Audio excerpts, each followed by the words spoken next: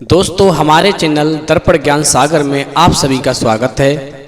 मित्रों, एक बार माता पार्वती भगवान शिव से कहती हैं, प्रभु आज जब मैं आपके पास आ रही थी तो मैंने पृथ्वी लोक पर देखा कि जिस इंसान के पास में अपार धन दौलत है वो भी दुखी है, वो भी अपने आप को सुखी महसूस नहीं करता। वहीं जिसके पास में धन दौलत नहीं है वो भी भगवान को कोसता है, प्रभु तुमने मुझे इतना दुख क्यों दिया है। प्रभु अब मैं ये जानना चाहती हूँ कि कौन से लोग धनवान होने पर भी दुखी रहते हैं और इंसान के जीवन में दुख का असली कारण क्या है। वहीं स्त्री को पूजनी क्यों माना गया है। फिर भगवान शिव कहते हैं, पार्वती तुम्हारे तीनों ही प्रश्न बहुत ही महत्वपूर्ण और ज्ञानवर्धक हैं, इसलिए मैं तुम्हें तुम्हारे तीनों प्रश्नों के उत्तर देने से पहले तुम्हें एक छोटी सी कहानी सुनाता हूँ। इस कहानी को पूरे मन से और पूरा सुनना। यदि तुमने इस कहानी को मन से सुना तो निश्चित ही तुम्हारे तीनों प्रश्नों के उत्तर तुम्हें मिल जाएंगे और तुम्हारा मन पूरी तरह से संतुष्ट हो जाएगा। फिर माता पार्वती कहती हैं, प्रभु ठीक है, आप कहानी शुरू कीजिए। मैं आपको वचन देती हूँ कि जब तक आप कहानी सुनाएंगे मैं कहानी को पूरा और मन से सुनूंगी। तो मित्रों, कहानी शुरू करने से पहले मेरा आप सभी से अनुरोध है कि आप हमारी कहानी में खो जाएं। उससे पहले हमारे चैनल को सब्सक्राइब करके बेल आइकन अवश्य दबा लें, जिससे हमारी हर वीडियो का नोटिफिकेशन सबसे पहले आप तक पहुंच सके और आप हमारी हर वीडियो से प्राप्त ज्ञान का अपने जीवन में लाभ उठा सकें। तो आइए कहानी शुरू करते हैं।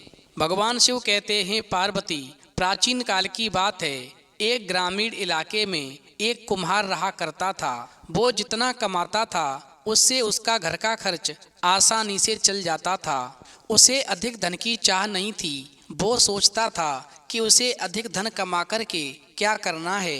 दोनों वक्त वो पेट भर के खाता था, उसी से संतुष्ट था। वहीं वो कुम्हार जो था एक दिन में ढेरों बर्तन बना लिया करता था, जिन पर उसकी लागत जो थी 7-8 रुपए आती थी। फिर अगले दिन वो कुम्हार उन बर्तनों को बाजार में जाकर बेच आता था, जिस पर उसे 1.5 या 2 रुपए बच जाते थे। इतनी कमाई से ही उसकी रोटी का गुजारा हो जाता था। वहीं इतनी कमाई से ही प्रसन्न रह कर के वो कुम्हार मस्त रहता था। भगवान शिव कहते हैं, पार्वती वहीं वो कुम्हार शाम को रोजाना अपनी बांसुरी लेकर के बैठ जाता था और घंटों से उस बांसुरी को बजाता रहता था। अपना जीवन बहुत ही मस्त जी रहा था। वहीं इसी तरह से धीरे धीरे उस कुम्हार के दिन बीतते जा रहे थे। फिर एक दिन उसका रिश्ता आ गया और एक दिन ऐसा आया कि उस कुम्हार का विवाह हो गया। घर में उसकी पत्नी आ गई। उसकी पत्नी का नाम कल्याणी था। कल्याणी एक अत्यंत सुघड़ और सुशील लड़की थी। वहीं वो अपने पति के साथ में पति के काम में खूब हाथ बटाने लगी थी। और इतना ही नहीं, वो घर का काम भी खूब मन लगाकर करती थी। अब कुम्हार की कमाई पहले से बढ़ गई, क्योंकि पहले वो अकेला काम किया करता था। अब उसकी पत्नी भी उसका हाथ बटाने लगी थी। इस कारण से 2 लोगों का खर्च जो था आसानी से चल जाता था। भगवान शिव कहते हैं, पार्वती वहीं कुम्हार और उसकी पत्नी को देख कर के उसके पड़ोसी जलते थे, क्योंकि वो दोनों बहुत खुश रहते थे। दोनों दिन भर मिलकर काम करते थे और कुम्हार पहले की तरह शादी होने के बाद भी शाम को बांसुरी बजाता रहता था। वहीं कुम्हार की पत्नी जो थी घर में भीतर बैठ कर के कुछ गाती गुनगुनाती रहती थी। अब एक दिन कुम्हार की पत्नी कहने लगी कि तुम जितना भी कमाते हो वो रोज खर्च हो जाता है, हमें अपनी कमाई से कुछ ना कुछ बचाना अवश्य चाहिए। फिर अपनी पत्नी की बात को सुनकर के कुम्हार कहने लगा, हमें ज्यादा कमा करके क्या करना है। ईश्वर ने हमें इतना कुछ दिया है, मैं इसी से संतुष्ट हूँ। चाहे छोटा सा ही सही, पर हमारा अपना घर भी है और हम इतना कमा ही लेते हैं कि दोनों वक्त पेट भर के भोजन कर लेते हैं, और हमें क्या चाहिए। वहीं कुम्हार की बात को सुनकर के उसकी पत्नी कहने लगी, मैं जानती हूँ कि ईश्वर का दिया हुआ हमारे पास सब कुछ है, मैं इसमें खूब खुश भी हूँ, परंतु खराब समय के लिए हमें कुछ ना कुछ तो बचाकर अवश्य रखना चाहिए। पता नहीं कब खराब वक्त आ जाए, फिर हम क्या कर सकेंगे। वहीं कुम्हार को अपनी पत्नी की बात ठीक लगी और दोनों पहले से अधिक मेहनत करने लगे। वहीं कुम्हार की पत्नी सुबह 4 बजे उठ कर के काम में लग जाती, लेकिन फिर भी दोनों अधिक बचत नहीं कर पाते थे। अतः दोनों ने फैसला किया कि इस तरह अपना सुख चैन खोना उचित नहीं है, और वो दोनों फिर पहले की तरह मस्त रहने लगे। भगवान शिव कहते हैं, पार्वती, उधर उस कुम्हार और उसकी पत्नी का व्यवहार देख करके, उनकी मेहनत को देख करके, उनके दुख को देख करके, उनके मन के संतोष को देख करके लक्ष्मी जी ने भगवान विष्णु से कहा कि तुम अपने भक्तों पर कृपा करो। ये कुम्हार कितना गरीब है, रात दिन पति पत्नी दोनों मेहनत करते हैं, जिससे अपना केवल गुजारा ही कर पाते हैं। इनके मन की एक इच्छा है कि यदि कभी बुरा वक्त पड़ गया तो वो क्या करेंगे, इसीलिए रात दिन मेहनत करके कुछ इकट्ठा करना चाहते हैं, फिर भी वो इकट्ठा नहीं कर पा रहे हैं। यदि इन पर आपकी कृपा हो जाए तो इनको कुछ दे दो, जिससे इनके पास में कुछ बुरे वक्त के लिए धन जमा हो सके। वहीं लक्ष्मी की बात सुनकर के भगवान विष्णु ने उस कुम्हार और उसकी पत्नी पर कृपा की। फिर एक दिन कुम्हार जो था बर्तन बेच कर के बाजार से घर लौट रहा था। वो थके पैरों खेतों से गुजर रहा था कि अचानक उसकी निगाह एक लाल मखमली थैली पर पड़ी।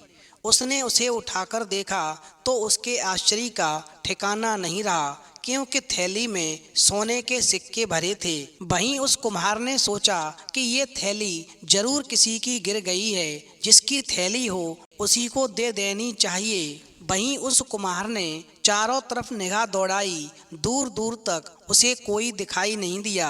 फिर उसने ईश्वर का दिया हुआ इनाम समझ करके उस थैली को उठा लिया और अपने घर ले आया। भगवान शिव कहते हैं, पार्वती, घर आकर के कुम्हार ने अपनी पत्नी को सारा किस्सा सुनाया तो उसकी पत्नी ने ईश्वर को धन्यवाद दिया। वहीं कुम्हार ने कहा, तुम कहती थी कि हमें बुरे समय के लिए कुछ बचाकर रखना चाहिए, सो ईश्वर ने बुरे समय के लिए हमें उपहार दिया है। वहीं कुम्हार की पत्नी कहने लगी, वास्तव में आप सही कहते हैं, मुझे भी ऐसा ही लगता है, लेकिन हमें ये मोहरें कितनी हैं, इन्हें गिनकर देखना चाहिए। फिर तो कुम्हार और उसकी पत्नी उन सोने की मोहरों को गिनने के लिए बैठ गए। भगवान शिव कहते हैं, पार्वती, जब कुम्हार और उसकी पत्नी ने उन सोने की मोहरों को गिना तो वो पूरी 99 मोहरें थीं। वहीं दोनों खुश होकर के विचार विमर्श करने लगे। कुम्हार की पत्नी बोली, इन्हें हमें बुरे समय के लिए उठाकर रख देना चाहिए, फिर कल को हमारा परिवार बढ़ेगा तो खर्चे भी बढ़ेंगे।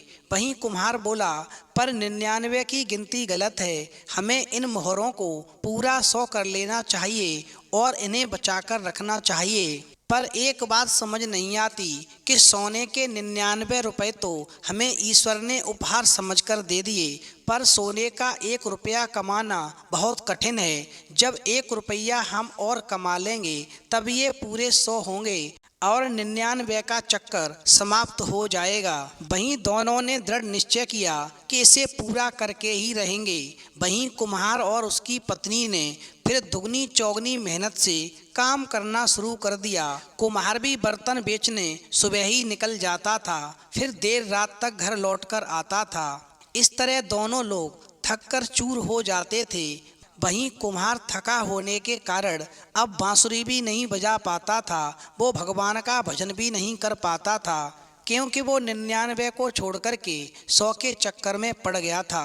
इस प्रकार दिन रात मेहनत करने की वजह से उस कुम्हार और उसकी पत्नी के पास में इतना समय नहीं बचता था कि कुम्हार बांसुरी बजा सके और उसकी पत्नी गीतों को गुनगुना सके।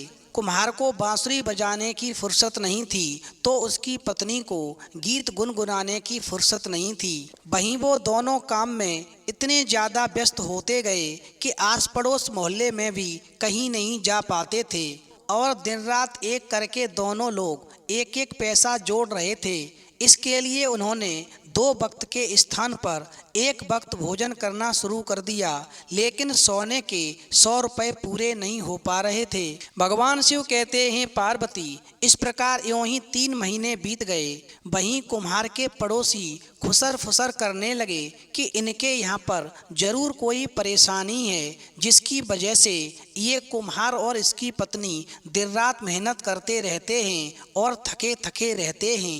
वहीं किसी तरह 6 महीने बीतने पर उस कुम्हार और उसकी पत्नी ने 100 रुपए पूरे कर लिए। जब 100 रुपए पूरे हो जाते हैं तो कुम्हार और उसकी पत्नी को पैसे जोड़ने का लालच बढ़ जाता है और फिर दोनों सोचने लगते हैं कि इन 100 रुपये से भला क्या होगा, हमें 100 रुपये और जोड़ने चाहिए। अगर 100 रुपये और जुड़ गए तो हम कोई व्यापार शुरू कर देंगे और फिर हमारे दिन सुख से बीतेंगे।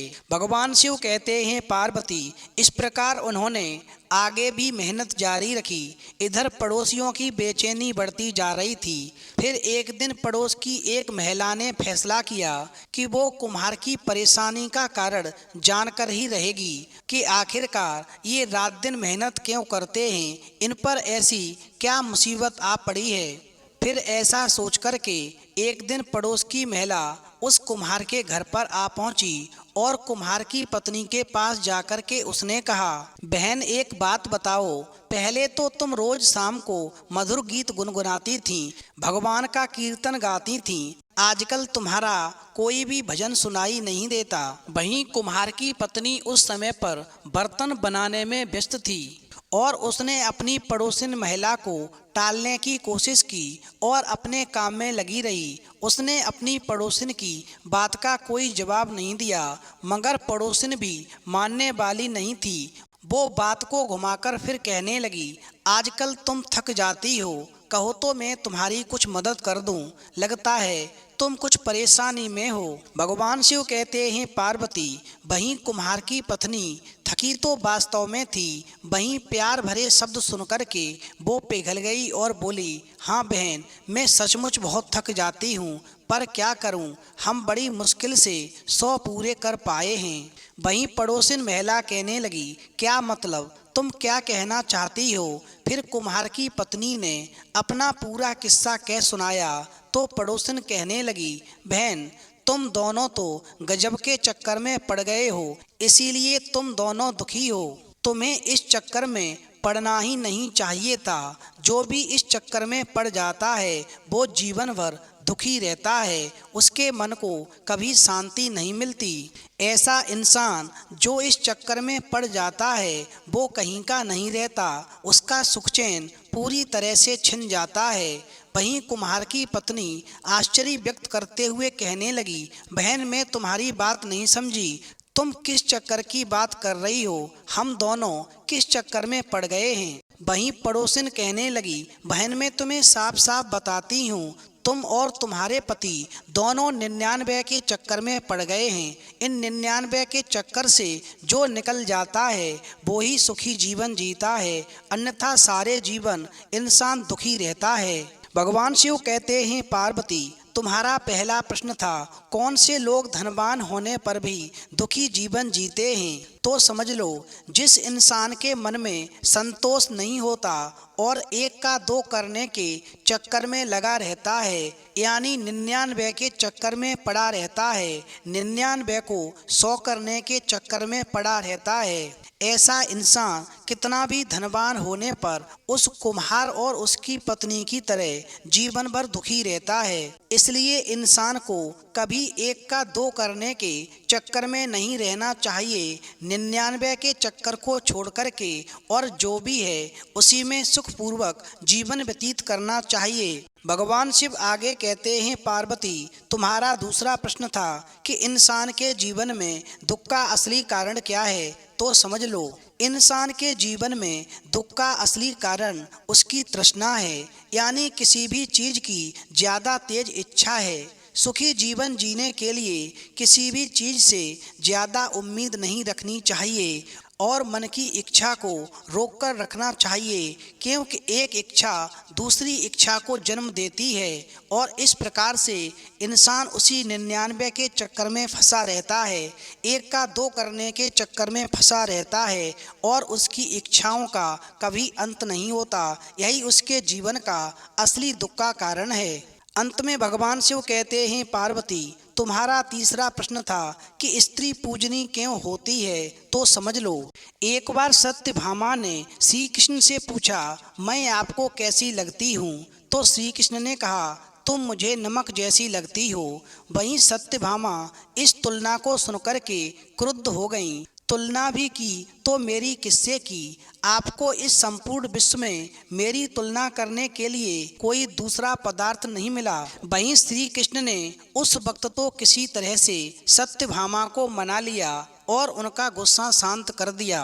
वहीं कुछ दिनों के बाद में श्री कृष्ण ने अपने महल में एक भोज का आयोजन किया और 56 भोग की व्यवस्था की। वहीं सबसे पहले कृष्ण ने सत्यभामा से भोजन प्रारंभ करने का आग्रह किया तो सत्यभामा ने पहला कौर मुंह में डाला, मगर ये क्या, सब्जी में नमक नहीं था, कौर को मुंह से निकाल दिया।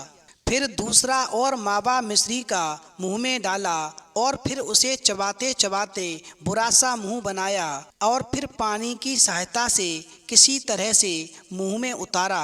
भगवान शिव कहते हैं, पार्वती, वहीं तीसरा कौर फिर सत्यभामा ने कचौरी का मुंह में डाला और एकदम से थूक दिया।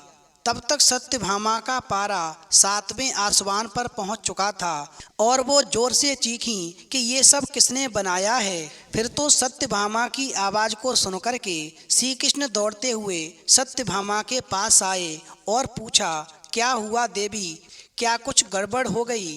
तुम इतनी क्रोधित क्यों हो? तुम्हारा चेहरा इतना तमतमाता हुआ क्यों है? आखिरकार क्या हुआ? वहीं श्री कृष्ण की बात को सुनकर के सत्यभामा ने कहा, किसने कहा था आपको भोज का आयोजन करने को? इस तरह से बिना नमक का क्या कोई भोजन बनता है? किसी वस्तु में नमक नहीं है, मीठे में शक्कर नहीं है, एक कौर नहीं खाया गया। वहीं श्री कृष्ण ने बड़े भोलेपन से पूछा, तो क्या हुआ, बिना नमक के ही खा लेती? वहीं सत्यभामा फिर क्रोध में आकर बोली कि लगता है आपका दिमाग फिर गया है। बिना शक्कर के मिठाई तो फिर भी खाई जा सकती है, मगर बिना नमक के कोई भी नमकीन वस्तु नहीं खाई जा सकती है। फिर सत्यभामा की बात को सुनकर के श्री कृष्ण कहने लगे, फिर तुम उस दिन गुस्सा क्यों हो गई थी जब मैंने तुम्हें कहा था कि तुम मुझे नमक जितनी प्रिय हो? जिस प्रकार से नमक के बिना कोई भी व्यंजन स्वादिष्ट नहीं होता, प्रिय नहीं होता, उसी प्रकार से तुम्हारे बिना भी मेरे लिए कुछ भी प्रिय नहीं है। इसीलिए मैंने तुमसे कहा था कि तुम मुझको नमक कितना प्रिय हो। फिर तो सत्यभामा को सारी बात समझ में आ गई कि ये सारा वाकया उसे सबक सिखाने के लिए था और फिर सत्यभामा की गर्दन झुक गई। भगवान शिव कहते हैं, पार्वती, स्त्री जल की तरह होती है, जिसके साथ मिलती है उसका ही गुण अपना लेती है। स्त्री नमक की तरह होती है, जो अपना अस्तित्व मिटा कर भी अपने प्रेम प्यार तथा आदर सत्कार से परिवार को ऐसा बना देती है। भगवान शिव आगे कहते हैं कि माला तो आप सबने देखी होगी, जिसमें तरह तरह के फूल पिरोए हुए होते हैं, पर शायद ही कभी किसी ने अच्छी से अच्छी माला में अदृश्य उस सूत को देखा होगा जिसने उन सुंदर सुंदर फूलों को एक साथ बांधकर रखा है। लोग तारीफ तो उस माला की करते हैं जो दिखाई देती है, मगर तब उन्हें उस सूत की याद नहीं आती जो अगर टूट जाए तो सारे फूल इधर उधर बिखर जाते हैं। जिस प्रकार से सूत का धागा टूटने से फूल बिखर जाते हैं, उसी प्रकार से यदि स्त्री टूट जाए तो सारा घर बिखर जाता है। एक स्त्री ही ऐसी है जो घर को बांधकर रखती है, घर को स्वर्ग बना देती है। स्त्री उस सूत की तरह होती है जो बिना किसी चाह के, बिना किसी कामना के, बिना किसी पहचान के, अपना सर्वस्व खोकर भी किसी के जान पहचान की मोहताज नहीं होती। और शायद इसीलिए ये दुनिया श्री राम से पहले सीता जी को और श्री कृष्ण से पहले श्री राधे जी को याद करती है। अंत में हम कह सकते हैं कि स्त्री पूजनीय इसलिए होती है कि उसे अपने को विलीन करके पुरुषों को संपूर्ण करने की शक्ति भगवान ने केवल स्त्रियों को ही दी है, इसलिए स्त्री को पूजनीय माना जाता है। फिर भगवान शिव की बात को सुनकर के माता पार्वती कहती हैं, प्रभु वास्तव में इंसान के जीवन में दुख का असली कारण है उसके मन का संतुष्ट न होना, उसका 99 के चक्कर में पड़े रहना, एक का दो करने के चक्कर में पड़े रहना। वहीं पार्वती आगे कहती हैं कि हर इंसान को स्त्री का सम्मान करना चाहिए, क्योंकि स्त्री घर की लक्ष्मी होती है, वो घर को स्वर्ग बना देती है। जिस घर में स्त्री का सम्मान नहीं होता वो घर नरक के समान होता है और वहाँ से लक्ष्मी कोसों दूर चली जाती हैं। तो मित्रों, यदि आपको वीडियो पसंद आई हो तो प्लीज़ आप हमारे चैनल को सब्सक्राइब करें और भगवान शिव और पार्वती के लिए एक लाइक करना न भूलें।